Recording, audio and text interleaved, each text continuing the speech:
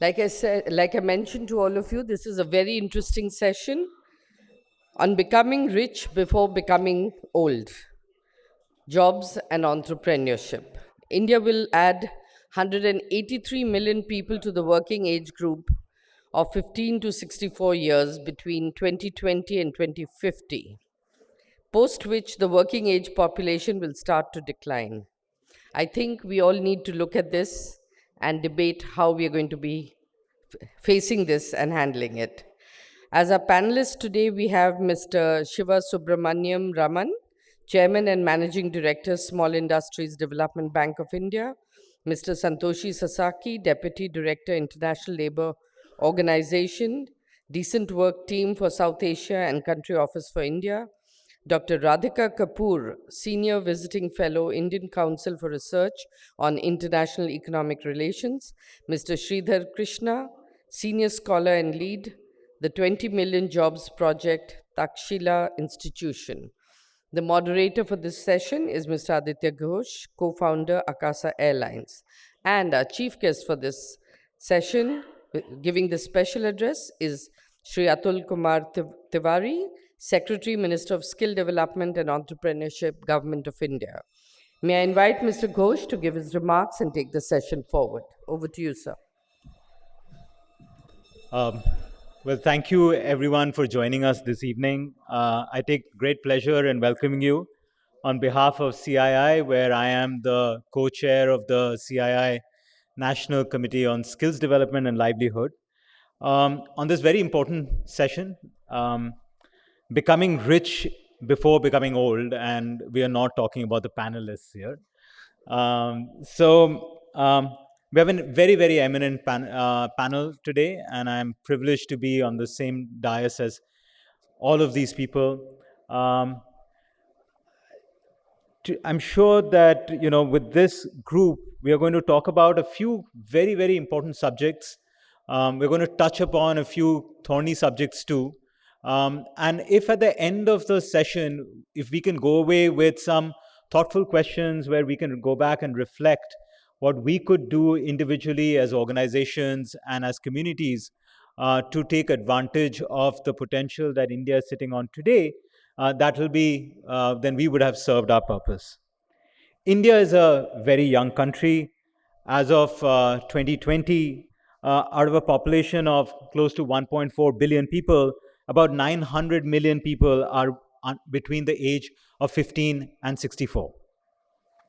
Over the next 3 decades, our overall and working age population is expected to expand significantly.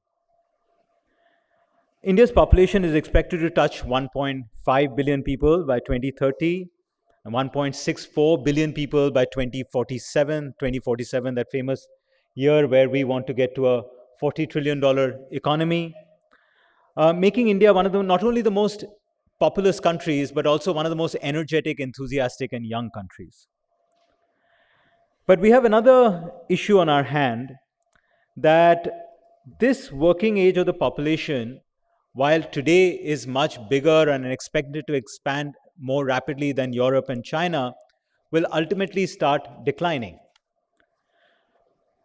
where we will likely add 101 million people in the working age in this decade, which will reduce to 61 million people, and then 21 million people in the next 2 decades. So we have an urgent opportunity and challenge at hand. The challenge is going to be facing this and reaping this demographic dividend that we are sitting on today. Many sectors, especially the manufacturing sector, is crucial to this. I'm aware that the government of India is planning to use this very historical year in terms of the presidency of the G20 to place India firmly as a center for supply chain and manufacturing throughout the world. At the same time, we have the opportunities in technology, in other services sector, in tourism and transportation, things that I'm familiar with, where we have rapid growth available. I'm sure we're going to talk about the MSME sector, where actually there has been massive and very positive addition of the youth in that sector. We're going to talk about women entrepreneurship, where 88% of women who seek a livelihood as in entrepreneurship are actually micro entrepreneurs. So they have a particular need and challenge that they face. And I'm hopeful that through these discussions, we will come up with some interesting points. The secretary has very kindly come and joined us this evening. He has to rush off at 4:30 for a meeting with the minister. So without much ado, I'm going to request Secretary Tiwari to come and present his special address, and then we will follow on from there. Good afternoon. Thank you, Mr. Aditya Ghosh, for laying down the way in which you would like the discussion to take place today. I'd also like to acknowledge Sri Sridhar Krishna ji,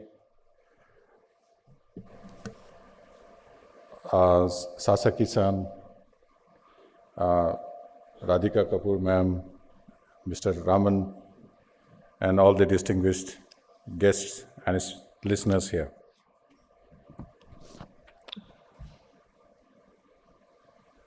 When we talk about the rich becoming old, I would assume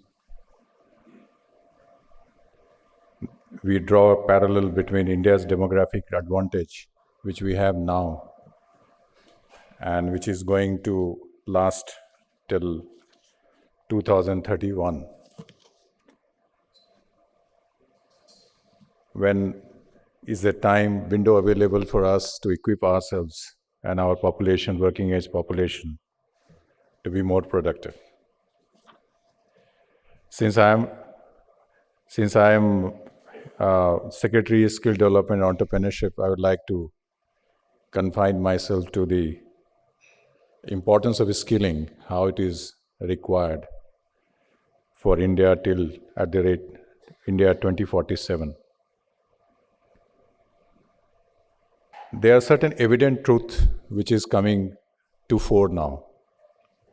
One is the importance that the skill is getting in the policy discourse as well as in the implementation level. So it was not there few years back, and taking the importance of the skill that the government instituted a new Ministry of Skill Development and Entrepreneurship in 2014. I would like to suggest, my hypothesis is that the skilling is the element which would convert whatever we do in whatever sector into India's advantage. And as I said, we have the demographics in our favor now. So if we improve skills, we improve our competitiveness.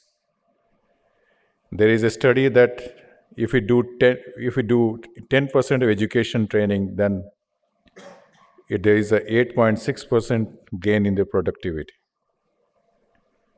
Then if they are skilled, then there is a 15 to 19% increase in the monthly income after getting a short-term training. And if you see from the world point of view, the skill development is pivotal to 5 out of 17 SDG goals that we have set for ourselves.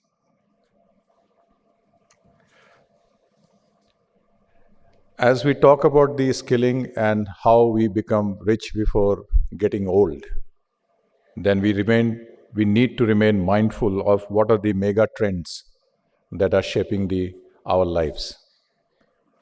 Because by recognizing these trends only that we can align our skilling and educational requirements so as to equip our working age population to meet the needs of the economy. One is the digitization and the future of living. All of you are aware how and to what extent Digital India, Industry 4.0, smart living, India's decade as we call it, is shaping up. Then we have the climate change and the green economy, and there is a huge climate transition leading to a lot of disruptions, but at the same time, it requires new capabilities to be generated. Then we have the huge potential of the care economy, particularly in developed nations as well as in India as well. As we grow older, we require more and more care for our population. Then we have the booming gig and platform sector. And finally, we have the globalization, which is the fused global supply chains. And there's a need for harmonization for international skilling as well. And as you know, India last year, they got $100 billion in the remittances. And if you look for harmonization of skills, skill gap assessments, then we can see to that extent, we can also earn not only from remittances, but also from the soft skills and the soft power in the world. As our professor from eCareer would tell you, it's not that I'm trying to preempt, everybody knows about that we have a very few, only around 4% of our workforce is formally skilled, and out of which around 13.6% are they are informally skilled, in a sense, in their family or work environment. We have a huge number which are not in education, employment, and training. This figure is of 2017, which is around 30%. 70% of our workforce is engaged in the firms which are below 20 workers. And we have still the skilling doesn't fetch the premium in the market, in a sense that the firms and the companies, they do not put a lot of premium on getting skilled people because they fail to see the connection between getting skilled people and their rise in their productivity. So that needs to change. And as was said by Mr. Ghosh, we have very low female labor participation rate, which also needs to increase. And since we also handle apprenticeship, I would say that there is a very large untapped potential for apprenticeship. We have a potential almost 30 lakh while we do only 5 lakh. And apprenticeship, as you know, is learning while earning, is quite a good, valid, and universally acceptable concept and practice. So these are the problems which we are having. And if you see the problems, and if you want to grow rich before we grow old, then we need to tackle the skilling problem. Now, there are certain home truths here. One is that the fact that we require a separate ministry of skilling and somebody to say a lot about skilling is something which is symptomatic of our education system. If our education system was so good, then why would it require an extra skilling? If our education system was so good, then all the engineers coming out of engineering colleges would be immediately employable. And the engineering college seats would not go up begging as they are going now. So there is something which requires to be fixed, and the fundamental thing to be fixed is the education policy. And that is why under the present government, under the leadership of Honorable Prime Minister, the National Education Policy 2020 is one mega thing which is happening, which is going to change the way we look at the employability, skilling, and education in our country. I will not like to go in the, hyperboles, but I would like to say in a very simple words, only 2 examples I like to give by way it is going to change. We all say that education system is not useful because it doesn't give skilled people. And we say skilled people are not good because they do not have a formal education and degree. So how do we bring them together? We bring them together by bringing skilling into education and education into skilling. So how do we bring education into skilling? If you allow me, how do you bring education into skilling? You bring education into skilling by making skilling time which is there worthy of notice. So there is a credit framework mechanism whereby a person, whether he has gone for short-time training or the ITIs or any such training for a certain fixed duration, he or she will be given a credit which can be utilized for her future advancement, either in higher education or skilling or multiple entry or multiple exit. All this would look like a dream to you, but it required quite a hard thinking and negotiations between the Department of Education and Ministry of Skilling and their regulators. Second point is, how do you bring skilling into education? Skilling into education comes through the national curriculum framework. And the roadmap is very much laid down by national education policy, whereby they say that from class 6 onwards till class 8, there will be world of work, and from 9, 10, 11, 12, there will be vocational subjects which will be compulsory. So we are also trying to bring certain respectability, certain aspirational value to the skilling vocational subjects. And why we are doing that? We are doing that so that whatever we teach as a modern type of education in schools and colleges, these are more application based, they are much more useful, and the child, once it comes out of education institution, he or she can hit the ground running. And there are a lot of other changes which are also taking place. In the sense, the more reliance on the application evidence-based learning, OJT, on-the-job training, internship, apprenticeship. The UGC has already brought out the apprenticeship, internship embedded degree courses guidelines. We are working on the degree apprenticeship so that as part of the engineering colleges or even for the BA history concept, there are certain credits are assigned for doing some hands-on work. So now we come out of the textbooks, the world of the textbooks and the semantics, and we get into the real world. And that is where we require the help of the industry. That is where we require the help of the industry in the sense they work with us in providing their job requirements. They also allow their facilities to be used as for the on-the-job training or apprenticeship or internship. We also require them to help us in guiding these people in their assessment, as well as loaning us the professor of practice, as we call it, the experts who come and teach us, our students in our skilling and education institutions, about what the industry they are doing. So there has to be a greater connect between the industry, between the skilling, and between the education, and then only things will start improving. So this is the core of the issue, that is core number 1. What is the core number 2?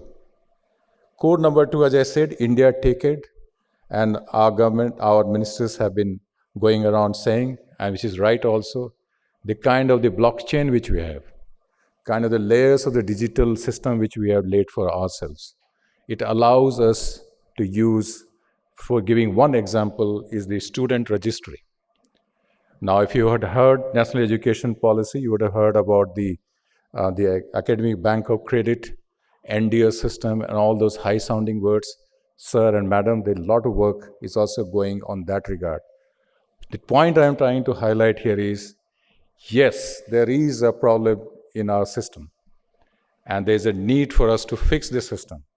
And we can fix the system by being very clear-eyed about what are the problems, confronting the problems, using our convergence approach, whole government approach, and the technology to find a solution which will lead dividend over a longer period of time. It's not that what I'm saying is going to happen tomorrow.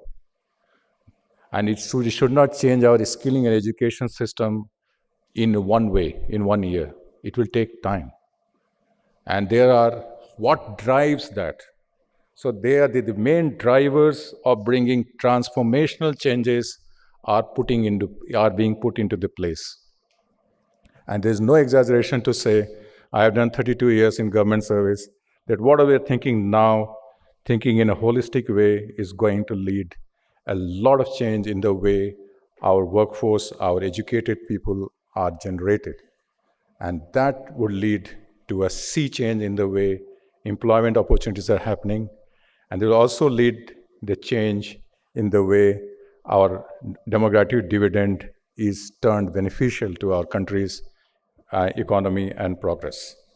There are so many other things I would like to talk about. I can talk about what is the problem regarding the access, what is the problem regarding quality, what all that we are doing with the education and skilling together to improve our quality and access part. How would you like the industries to come forward and enroll themselves as skilling centers with us?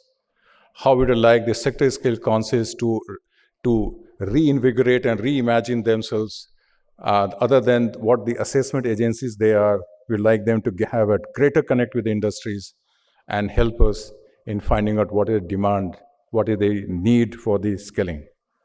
As Mr. Ghosh was saying, there is this Priyam Gati Shakti scheme is there, and the layers and layers of data is there. We have put our data also about the skilling. We are also working on the skill trigger mechanism. We are also working on different job roles which we inherited. All are the moth-eaten skilling courses. We are revising all of them. We are bringing all of them under the credit framework system. We are bringing the new things. We are trying to bring AR and VR and all that inside that. For all the skilling, there has to be a requirement of the counseling part. There has to be continuous evaluation. There has to be formative evaluation. There has to be the on-the-job training. There has to be summative assessment. All this doing so that there is a value to the certificate that the student gets in this skilling. And if there is a value, then there will be a demand for that. So first of all, I think from the government side, we need to increase the aspirational value of skilling. That can only happen when you and I, we all work together alongside with the education system, because skilling on its own part, we punch much above our weight. We can only move with the times, and the times are changing, sir and madam, in the national education policy, the way the technology is being used, the kind of the hopes which we have set for ourselves. And on the basis of all that is the demographic dividend which we have it. And we all need to hold our fort, hold our guns, and work determined way in a very result-oriented way forward, so that we can turn we all grow rich, not very rich, but certainly richer than now before we grow old. Thank you so much.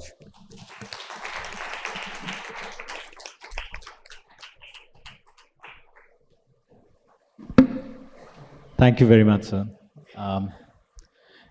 Maybe, Dr. Kapoor, I can start off with you, right?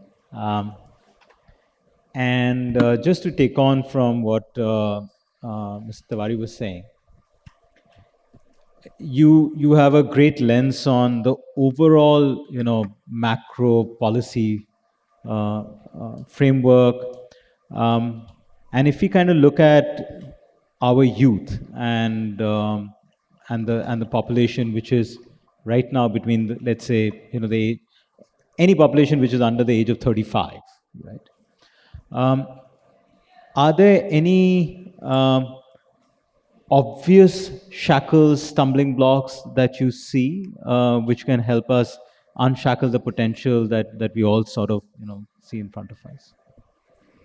Right. So thank you so much. So first, let me just start by saying that I think this session has a very interesting and very apt title, because this is really at the heart of the problem. I mean, are we going to get old before we get rich? And there are basically three challenges that underlie this. And, you've outlined them and Secretary has outlined them. One is the problem of youth unemployment, that you have a vast majority of our youth which is unemployed. The unemployment rates are, upwards of 15% for the last few years. And if you actually decompose and look at the profile of the unemployed in India by age, you'll find that 80% of the unemployed are actually in the category of 15 to 29 years. Now, if these people are sitting unemployed at the cusp of their working career, it doesn't bode very well for their future or the fact that they may get rich later on in life. Now, why is that the case? And here, I think what the secretary said is very pertinent. Why is there so much unemployment amongst the youth, particularly amongst the educated youth? And here, there's a serious problem of aspirations. Even if you look at the youth, which is with secondary education and above, their unemployment rates are something like 25%, and that's an alarmingly high figure.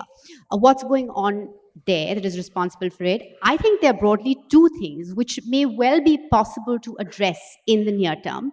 The one is the fact that the aspirations of the youth after they've acquired a certain level of education are very high, and they think that they should get jobs with certain wages that are commensurate with their education levels, jobs that offer them security, and that's why you always see this clamor for government jobs. And there'll be 90,000 openings for government jobs, but 2 crore plus people will apply. So there is a problem of aspirations, and that needs to be addressed. But the second problem is that basically, even though these people are educated on paper, they are not actually employable. They are not job ready. And that's what lies at the heart of this skilling challenge. Because if you actually do surveys, even across industry, what you invariably find is that people complain that it's the lack of skilled labor which hurts them more than labor regulations, which are perceived as being highly rigid in India.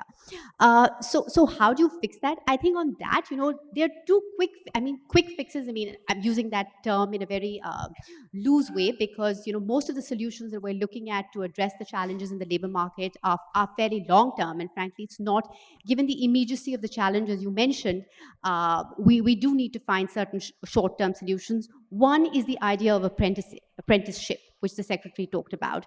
That's possibly low-hanging fruit. I mean, data tells us that there were just about 5 lakh apprentices in India last year, and that's 0.1% of our labor force. Now, if more people, more young people who are educated, who are sitting in the labor market actively looking for work, can be tapped and they can be made employable and job ready through this apprenticeship, that's one area we can address. But of course, that requires industry to be more engaged, the private sector to play in, and also for this apprenticeship to have an aspirational value for the youth, because the way it's perceived currently, many of them don't think of it as a lucrative option. So one is apprenticeship, and the second area I think we need a big push is on entrepreneurship amongst the youth. And by entrepreneurship, I'm using this word very carefully because when we use the term entrepreneurship in India, we think of self-employment. Now, self-employment in India is basically large. Over 50% of our workforce is actually self-employed. But what most of these people are doing is that they're essentially running own account enterprises. So they're one-person enterprises that operate without hiring any labor. So they're not generating jobs for others. And most of these people are in such forms of work because they can't actually find good jobs. So how do you spur entrepreneurship amongst the youth? Because so that gives them, and there is scope for doing that, particularly in this category of educated youth, which have a high unemployment rate, and that requires things like entrepreneurship training. It requires, mentoring, networks, and of course things like easing access to finance, and so on. The second problem, which lies at the heart of this challenge of becoming old before we become rich, is the fact that women, who account for 50% of our population, are not actively economically engaged in the labor market. Now, the labor force participation rate has declined in India quite substantially. Between 2004-5 and 18-19, it's gone down from 42% to 24%. Now, when we look at these numbers, the easiest explanation we can offer is that it's because of social and cultural norms that women are not engaged in the labor force. But if you actually look at this period, frankly, it cannot be argued that social and cultural norms have actually become more regressive or become, they have regressed or become more adverse to the extent that they have pushed women out of the labor force during this time. So what is the possible explanation? I think here we need to look at the demand side explanation, that where is the demand for women's work? And that's again an area where industry has to come in and think through how they can create more demand for women's work. Because if you look at the nature of structural transformation that has happened again in India, we've gone from this phase of agriculture to service-led growth. And the women who have exited the agricultural sector, who are basically, not very educated women, they actually haven't found decent employment opportunities in the non-farm sector. So there is a need for creating more demand for women's work. Again, women entrepreneurship is an area which needs to be promoted aggressively, because actually it's also well established in the literature that enterprises that are run by women hire more women workers. So if you actually want to boost female labor force participation rate, one way of that is, aggressively promoting women entrepreneurship. And of course, the second aspect on the women issue also is that a lot of employers in the private sector does have biases when it comes, gender biases when it comes to hiring women, because they feel that women are going to be less attached to their work because they're engaged in reproductive labor. So they are very reluctant to hire them. So even addressing those biases becomes important. I think in the previous session also there was some discussion on how even simple things like providing childcare can help address that sort of a constraint that women face. So I'll stop with those 2 points right now. Dr. Kapoor, I was just mentioning to the secretary that I had a similar experience over the last 15, 20 years in the airline business, where when we originally started in my previous organization at Indigo in exactly 17 years ago, there was just a massive shortage of pilots, of airline professionals, right? And then in 2009-10, we started our version of the apprenticeship program. We started something, I called it the cadet pilot program, where by 2018, I'm talking about just pre-pandemic numbers, by 2018, we were churning out about 40 new junior first officers every month, 22 new captains every month, and India today now has the highest percentage of women pilots in the world. In the hospitality business as well, we are creating people from here, we are creating talent from here. They are working in the hospitality business in India. But you look at any cruise ships around the world, there are only Indians who are working there. Similarly, CII has been doing a lot of work in manufacturing, etc. as well. Mr. Raman, if I can kind of come to the next bit. I'm heavily involved in a fintech business which tries to provide working capital in the MSME sector. And one thing that I've seen in the last 2-3 years, especially after the pandemic, is the demand for credit, demand for capital has gone up dramatically, almost a 70% increase, at least even in the business that I'm involved in from the MSME sector itself.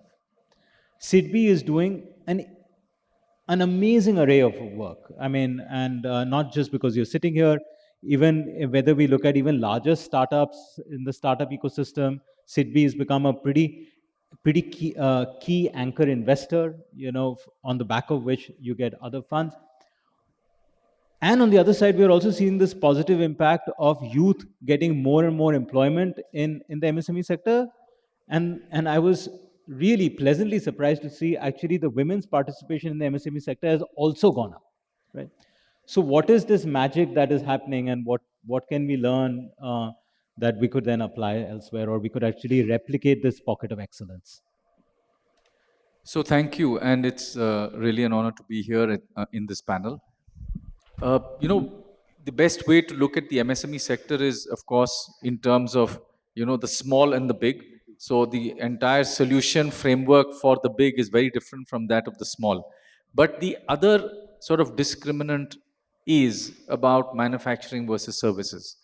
Now, it is the manufacturing part of the MSME which manages to get loans because there is some security to be given. And that is, I think, a critical thing in India, where banks even today are loath to give loans without actual security. And this is, land and buildings. So, we have to address what is known as the unsecured lending. And until and unless we do not go into unsecured lending, it's very difficult to meet the aspirations of small businesses, or for that matter, ideas, which of course every person who has the idea thinks it's a great idea, but can we allow them to play it out? Now, many very good things have happened. In fact, the secretary, I think, set the context extremely well in terms of the need for skilling and its interplay with education. But the other thing which has happened in the financial sector is what is known as the insolvency code. Now, the one big philosophy of the insolvency code is let failures also be celebrated. I mean, it's a difficult thing to digest, but let us at least, as a banking sector, not look at a past failed business as a no go criteria that such a person cannot get a loan. So I think somewhere what the bankruptcy code has tried to infuse into our ethos: good ideas come, they play out, they will fail, you will be bankrupt, but you once again try another idea. So, Aditya, what you were saying is so true. We've had the experience of about 5 or 6 years running the fund of funds. It is definitely not seeding the idea stage, but it is probably at the next level. But the experience just shows that having sanctioned 8,000 crores, the daughter funds, which is the AIFs, have gone and collected about 46,000 crores from the economy, both domestic and foreign, and put that money into about 800 startups. Some of these startups have actually become unicorns, 14 of them to be precise. But many of them are not in Gurgaon and Bangalore and Bombay. And therefore, we are seeing that sort of growth, that restlessness is probably getting met with some kind of money. And therefore, I would really follow it up and in tune with what the secretary had laid out, that if we have skills available at tier 4, tier 5, can these skills come to educational institutions, not just the IITs, but even others? And can they be given a seed funding? And that is really a very big plank that we need to look at from a policy level, also from implementation of that policy. I think we've got excellent policies in our country. It's really about how we are going to implement them, bringing the private sector into this at a very early stage. So, just for example, there are several incubation centers, the most famous of them being in IIT Chennai and Bombay. We have seen enough tech companies going in there, and let me assure you that there have been a lot of failures. But the successes have helped those incubation centers bring back the capital and plow it back into more such ideas. So I think this is a proliferation, if we can plan it out and we can encourage it, along with the very, now changed ethos that failure is not bad. You still have a life after failure. And I think that is really where we could bring capital. We're talking about 5 lakhs, 10 lakhs maybe. But startup capital also is unsecured. So, we really have to move towards unsecured lending, unsecured financing support. And of course, in the context of unsecured lending in the banking space, we are certainly seeing the digital tools come in. So I think all of you are fully aware that we're now triangulating data between GST, income tax returns, and current account bank statements. The account aggregator framework is firmly in place. It's helping the banks pull the data. So, we are all in a good position to understand much better what's the credit history, what's the health of a company, because the incisiveness of the GST data does bring that out. So unsecured lending is certainly happening. In fact, SIDBI is hosting something called GST Sahai, which should kick off very soon and start becoming more prevalent. We have NBFCs and banks coming on board, and this is invoice financing without security.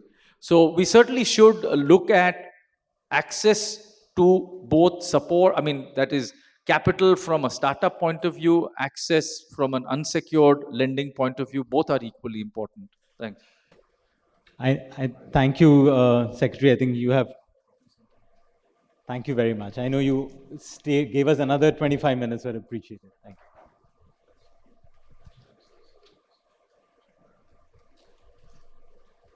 Mr. Raman, I'm going to come back to you in a little bit later about how to kind of, what's the framework of thinking about failure when you're thinking about it as an investor, and the other is that for the absolute micro micro enterprise, how do they get around the sort of lack of KYC and so on and so forth. So I'm just going to come back to you. That's a big hairy execution problem that there is there. Sasaki-san, let's come to one of your favorite subjects, youth, right? If you can kind of touch upon like your thoughts. You have an outside-in perspective, having obviously been with the ILO for several decades, and also having been now in India for almost 5 years. Um, where do you see us hitting the stride? Where do you think we can unlock that potential? Thank you very much. First of all, I'd like to thank CII to invite for the ILO for this critically important meeting. Well, having said that, what previous speakers already talked about, the demographic for the dividends that the India is now gaining for the next 20, 30 years, perhaps. Having said that, in the recent for the pandemic, caused for a lot of problem, particularly for the youth, for the people, young people who are supposed to be engaged in their work. Well, particularly the age, the cohort of the 15 to 24, they had a lot of the problems for the last 2, 3 years. Particularly among them, the young women. Well, as compared to the young the men, they are much more affected. For example, globally, the young women have been in the labor market for the 27% of them, while the 40% of the men are at the same time in the labor market. Already, this or the 10% was difference between the men and women, young men and women.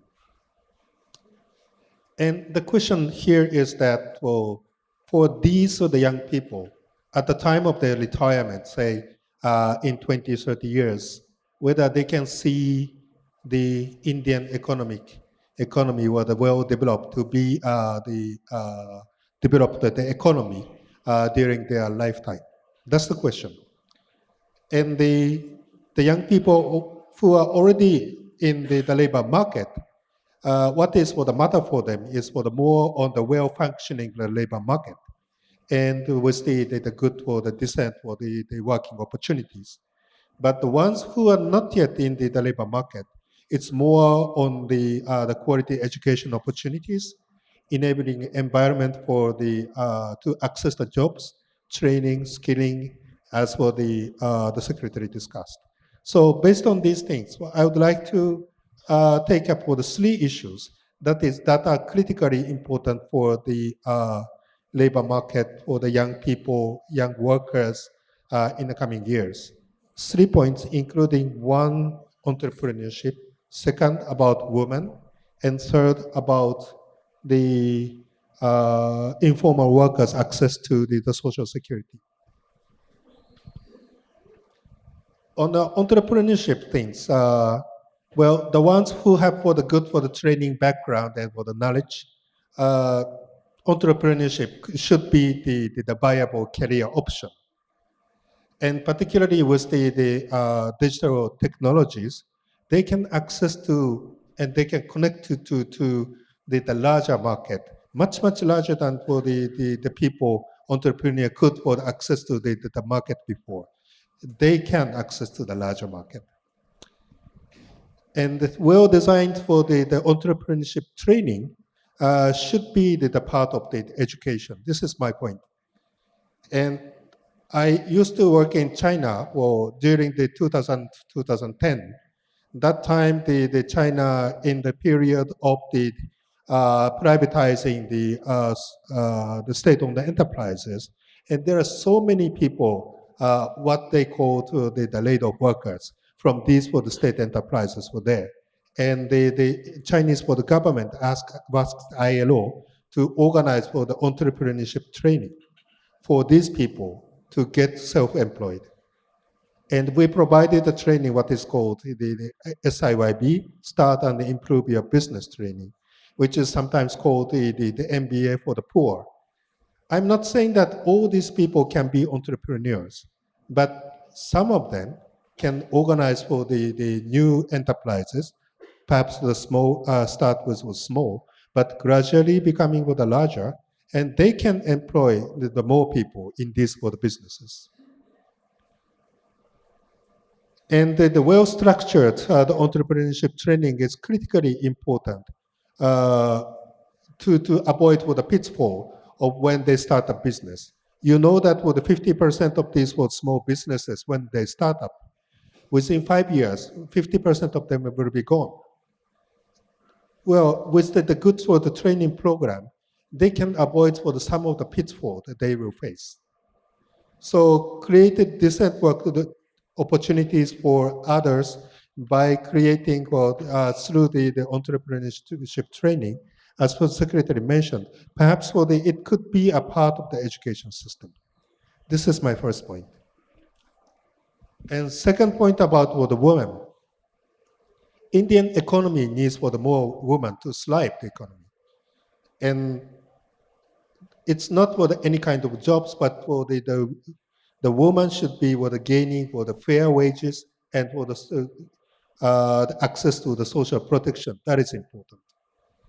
And one of the key issues to reduce is to reduce the unpaid care work of women. And recently there was the session organized by the finance minister, sort of the hearing about the new budget making. And what I propose is that this is again since the last year, we are trying to tell the same story again and again, but we're trying to allocate more resources to the Anganwadi workers and for the ASHA workers. Well, these for the workers would provide the care services, particularly for the youngsters at the community level. But at the moment, these are not really well established for the jobs.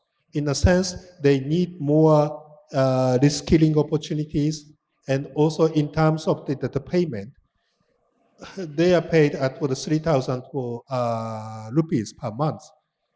With this amount, what do you think? Is this a good job?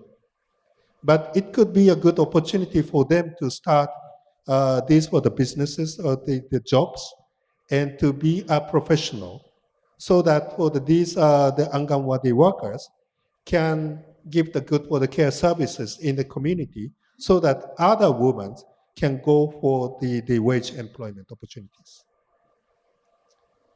So this is my second point. And third point is about the social protection. Vulnerable population, including the poor, tribal people, women, all these people, including the disabled migrant as well, they have the pre-existing inequalities. So it is very important for them to have kind of the universal social protection. And at the moment, I think the Indian government is on the right track, in a sense that they are providing for the more opportunities for the informal workers to access to the EPF, ESI. These were the schemes. These were the contributory schemes, which could be more sustainable. But and including for the gig economy workers, for the platform workers as well. But also for example, the labor ministries were now providing the e-Shram portal for the informal workers. There are so many people now registered to this for the portal. But the question is, after accessing this portal, what kind of the benefit they can get? At the moment, it is very limited. That will have these for the people registered already have access to the government provided support programs. So it is critically important that we have to provide more information to these for the workers, and they let them access to the more the support programs.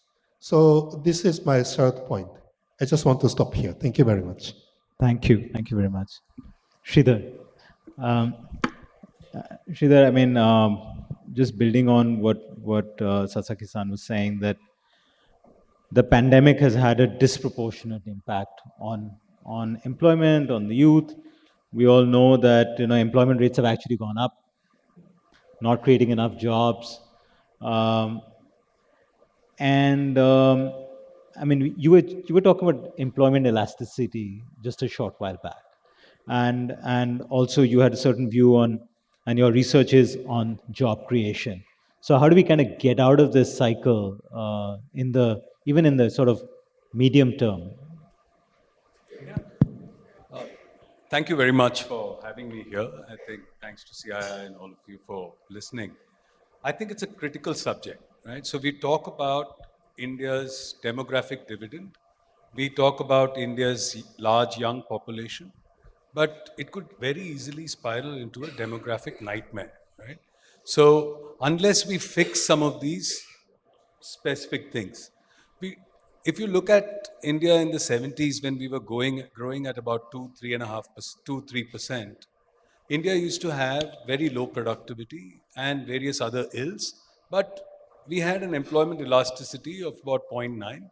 It also depends on the sectoral allocations, very low earning, agriculture, etc. Our employment elasticity used to be zero point 0.9. So that meant even with increase in employment in GDP at only about 2-3%, we had about a 2% increase in employment year after year. It might have been more underemployment, and I think one must look at that data in greater detail, as Dr. Kapoor was telling me when we were discussing earlier. But today we are having, I mean, for the last few decades we've been growing at about 7-8%, but our employment elasticity has been dropping quite consistently. Meaning that like from 0.9 now we're down to about 0.087. It's not happened overnight, it's happened over time, but it's happened for some of the good reasons like improved productivity, automation, growing into a more high-end work and so on. But it's also left many people behind, and it's made it very hard for large sections of our population. And I think there was other conversation which happened. So that's something about employment. So in order that India meets the growing needs of its young population and also the 100 million people who are potentially underemployed in agriculture, we need to create about 20 million jobs each year. And I think and we create probably around 2 million, give or take. It might vary year on year, but average is about 2 million jobs each year. So how do we bridge this huge gap? Otherwise, we're going to, like I mentioned earlier, go into a demographic nightmare. And so for this, there are 2-3 ideas. I think some of the ideas have been talked about. And I think skilling is a very important one, right?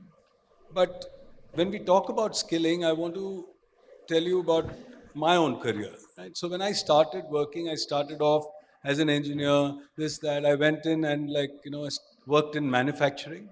I spent a few years there. Then I realized that IT was very interesting. I switched to IT. I was able to acquire new skills, move on to IT. Then I went into doing clinical data management. Then I found analytics very interesting, because when you do data management, what you're doing is you're running a lot of analytics to figure out if the drugs are effective and safe. I found that. I spent the next decade focusing on analytics and artificial intelligence as my career.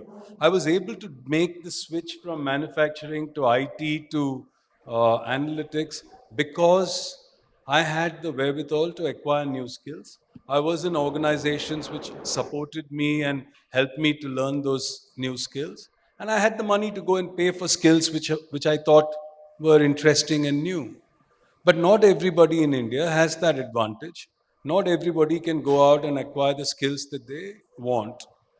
And more important, let's imagine this lathe worker in Ludhiana. And this person is earning 15,000 rupees a month today, and knows that if he learns how to operate a CNC machine, he can go and earn 35,000 rupees a month. But to get trained in how to operate a CNC machine, he needs to go to some place and get trained. And he doesn't have the money to pay for that training. He doesn't have the ability to take he finds out it costs 50,000 rupees. Then he realizes it'll take 3 months to get this training. He doesn't have the ability to take off from work for 3 months and then go and acquire a new skill. And therefore, what does he do? He just continues in his existing job, knowing very well that this is a dead-end job, not going to earn much more for him in the future. But instead, a friend of his, let's imagine a friend comes to him and says, I'll give you money. I'll give you this 80,000 or 95,000 rupees that you probably need, no? 50,000 plus 15,000 into 3. So he needs 95,000 rupees. And if you, and once you go out and get a job, you repay the money. Now he's still afraid because he doesn't know if the training institute is going to give him the right training and whether that training will help him to get that job. What if he doesn't get a job? Now he's in a far worse off position than he would have been than he is today. Not only doesn't he have a job, he doesn't have like he owes people money. So instead, imagine a scenario where the training institute offers this person, Diljit, a loan of 95,000 rupees, right? And says, repay this loan if you get a job which pays you more than 25,000 rupees. Then, so it's an at-risk loan, which is repayable when this person gets the outcome that is promised at the end of the training. Now, he goes out, he gets this job, he earns 35,000 rupees, he repays a certain percentage of that increased income, and as a result, the training institute gets its money back, and Diljit gets trained and goes up to a higher income situation. But the training institute doesn't have unlimited liquidity, and therefore we need to have like a financial institution come in, create a special purpose vehicle, and maybe securitize these at-risk loans. Now, some of these loans may not get repaid, some of them will, but at an aggregate, I think they can perform well over time. And then you will find that certain bonds do well and certain bonds don't do well because of the kind of training provided, the institute that provides that training. And the financial markets can then determine which ones to finance. So that way the market can help the student even recognize what training to take. And it'll also help investors determine which institutes and training programs to support. So that way the interests of all these groups can be aligned. And I think funding for new skill development is possible in a more sustained fashion. You can have CSR funds and government and others funding the higher risk equity tranches of this securitized instrument, and the financial investors can go in for the higher rate and more senior tranches. So this is something that I thought could help. Yeah. The other, of course, I mean, if we don't create the number of jobs in India that we need, then emigration is another big opportunity.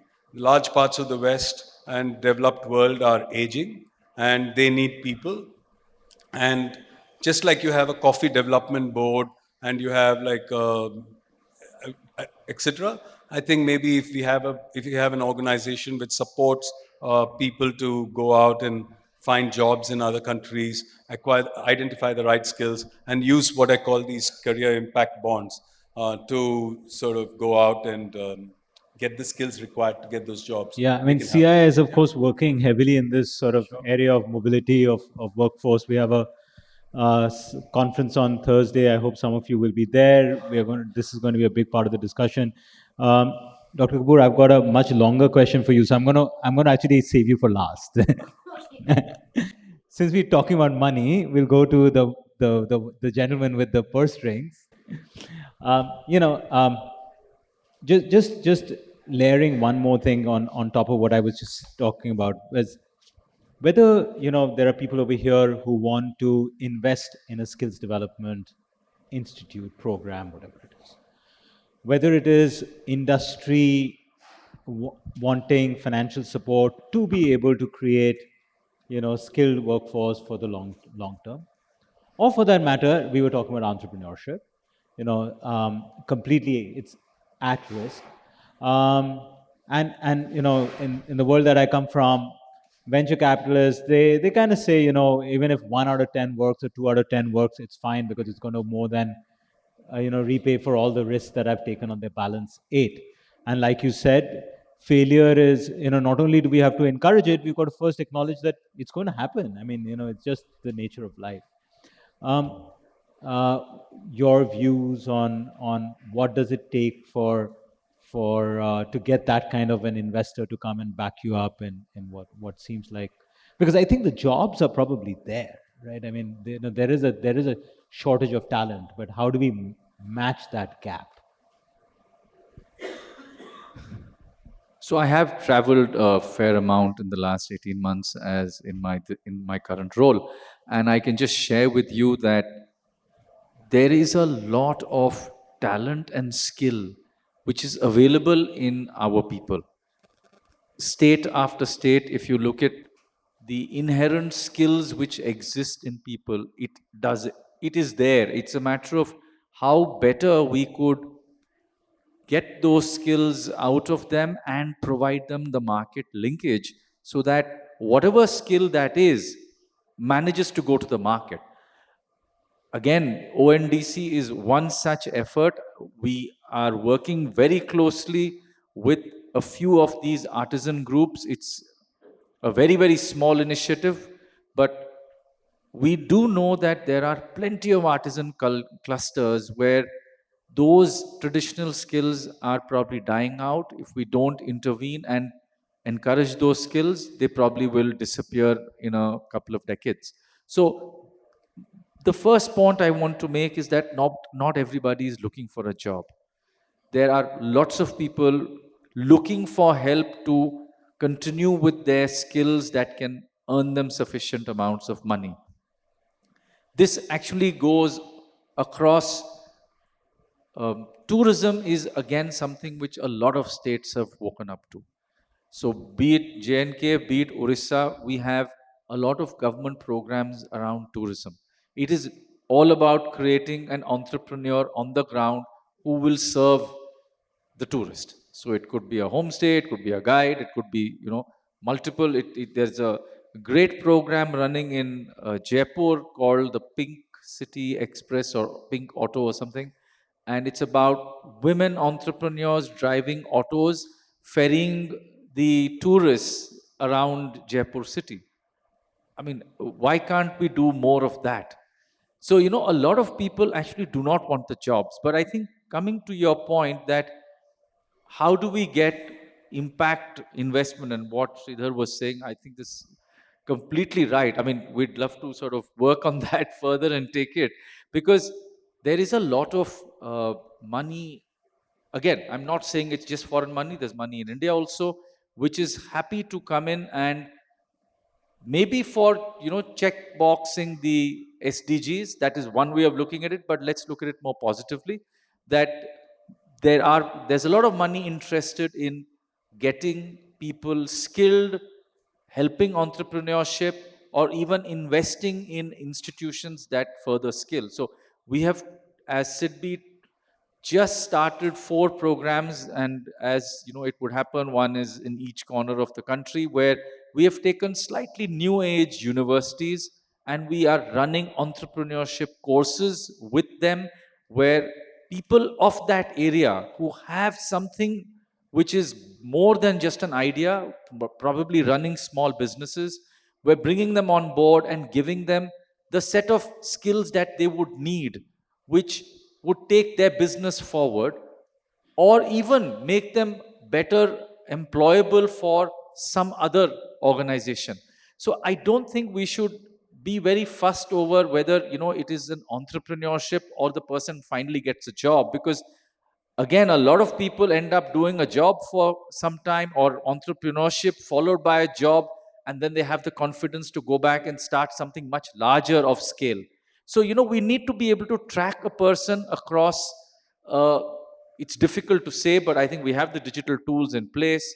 So can we track a person over a longer period of time such that we can intervene in a meaningful way, whether it is upskilling, whether it's about giving finance? But we need to have this program. Again, it requires a lot of work with the state governments. So state governments have to be actively involved in this. But maybe it's much more than just expecting governments to do it. There's a lot of entrepreneurship that can chase entrepreneurship. Uh, you know, I used to be the CEO of OYO for a while. I sit on the board, and of course, we've seen how dramatically that has brought about a change in many small entrepreneurs. I sit on the board of Ashoka University, and there, of course, we run a massive center for entrepreneurship. One quick question before I go to Radhika. Would SIDBI also be willing to support really small ticket sizes? I mean, through the daughter funds, like, in terms of little, sort of spawning literally tens of thousands of entrepreneurial ideas across the country? So we've thought about it really hard, and we finally realized that it's easier for us to go down the incubator route. So, we're happy to discover more and more Right. centers that can serve as incubation centers. Be it, as I said, it's not necessary that they should be academic institutions. There probably are a lot of other, private enterprises which have come into incubation. So, for a financing institution like us with a very lean structure, we probably find it easier to push the money through and then monitor it through incubation centers. No, at least there is a path. Radhika, I remember when we were having a prep call, we touched a little bit on the informal sector. Another part of my life, I work a lot with Seva. I think we now have increasingly better data on the formal sector. How do we kind of get our hands around what's happening in the informal sector? And do you have a view on sort of taking that informal sector and formalizing it? Should we do it? Should we not do it? Because there are several sort of, byproducts to that kind of a decision. So I'm really glad you asked that question, because you can't have a discussion on employment if you don't look at the dualism in the labor market, which is the fact that you have a very small formal sector which coexists with a much larger informal sector. And that's what I was also discussing with Mr. Raman right now, that while we are talking about things like getting enterprises registered, i.e. formalized through mechanisms like Udyam, the fact is that these numbers are just about 1 crore enterprises, whereas the economic census tells us there are some 58 million enterprises in India. So, some of these conversations we're having in this room represent a very, very small proportion of the Indian economy. And you're absolutely right. Our data, we have much better data on the formal sector. We frankly don't have any clue, if you ask me at this point, about what's happening to the informal sector. Even our GDP statistics, the national account statistics, which come out every quarter, they make certain assumptions about what's happening to the informal sector, because the last time the government actually did a survey on the informal sector was in 2015-16. So we've basically been making projections on the basis of that. Since then, you've had demonetization, you've had introduction of GST, you've had COVID, all of which have had a disproportionate impact on the informal sector.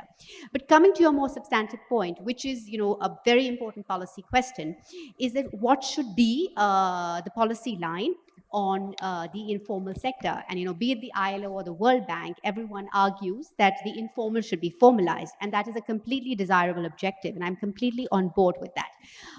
But what you need to recognize is that even in the informal sector, there is a lot of heterogeneity. There are some enterprises which are operating in the informal sector because they want to avoid paying taxes, because they don't want to be registered. So they're doing it to circumvent regulations. And there is no doubt that you need to put in place more stringent regulations, or you need to sort of lower the cost of formalization for those enterprises to push them into the formal sector. But within the informal sector, outside of these enterprises, which are kind of like borderline enterprises, which are the evaders or the avoiders, which ought to be formalized, there are a vast number of other enterprises which do have productive potential.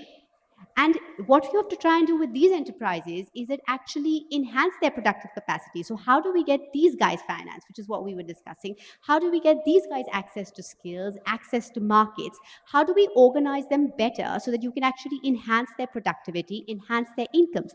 Because one of the things that will happen when you enhance their productivity and income is that they will automatically and organically formalize. So they don't have to be formalized through some sort of mandate, but there is a more organic route to formalization, which happens through enhancing their productivity.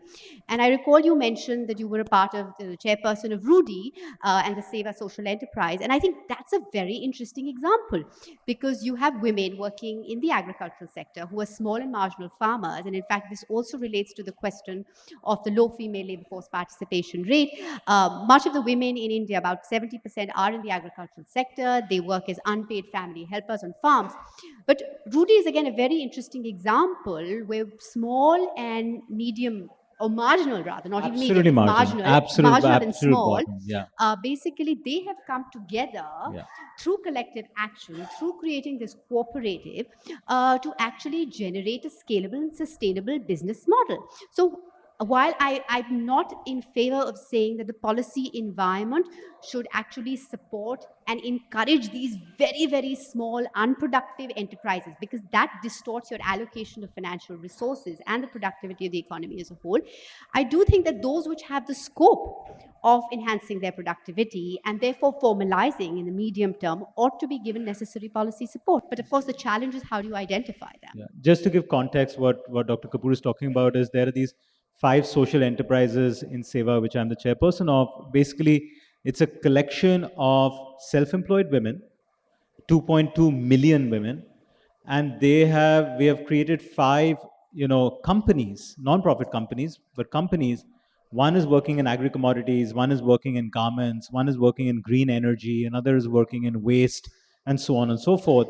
And that basically brings a collection to it, which then can, you can raise capital and, and run it like a company, and whatever profits you make, you then, channel it back into capacity building, etc. uh, we started with you, we'll finish with you. The women's participation in the labor workforce has just been declining. It's a fact. Last 2 years has been dramatically horrible, right? And then on top of that, the younger population of women are facing even bigger challenges. I'm sure you have a view on it. And again, from a policy perspective, or for that matter, a financing perspective, um, it, any thoughts that you'd like to share? So, when we started this conversation, I cited some statistics on female labor force participation, which were telling you that there was a sharp decline in the numbers from 2004-5 to 1890, and that decline was from about 42 to 24%. Interestingly, once the pandemic hit, in the post-pandemic data, you find that female labor force participation rate has actually increased.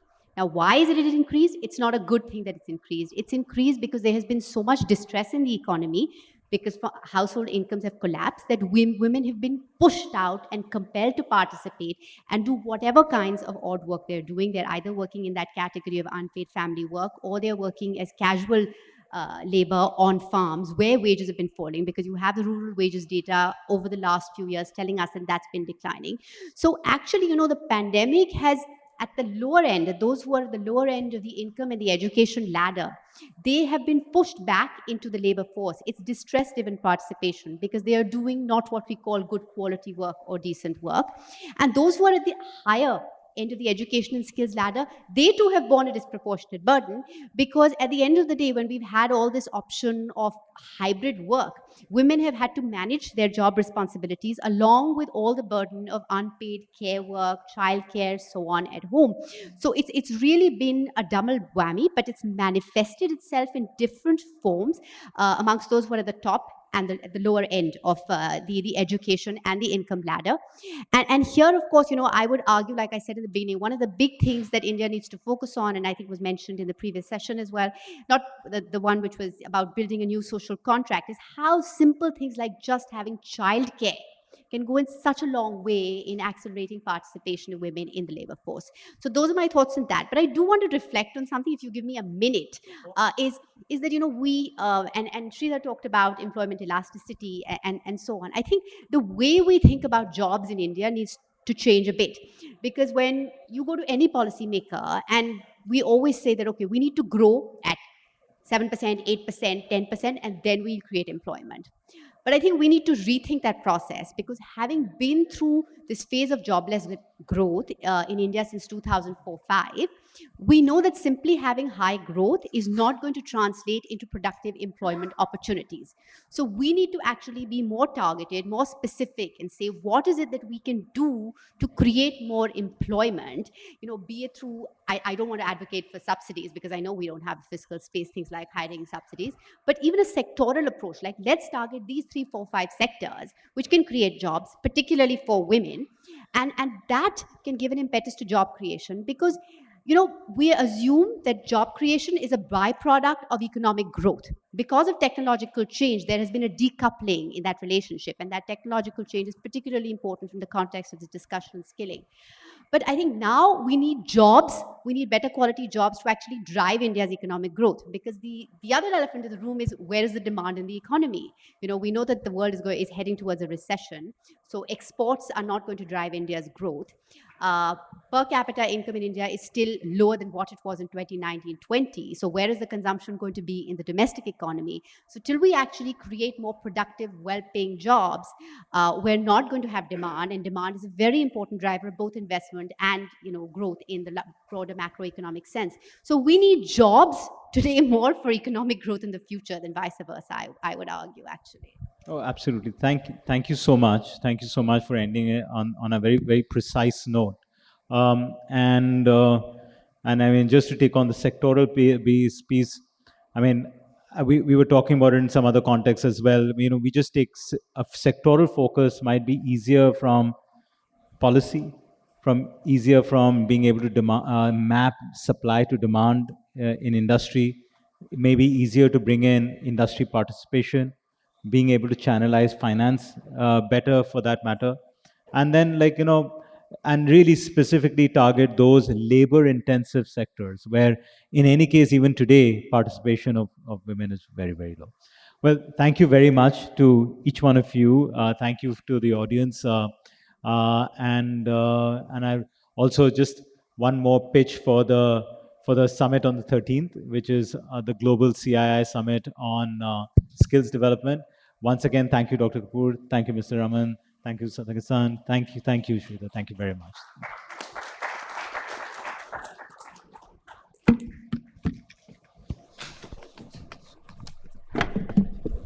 Thank you, everyone.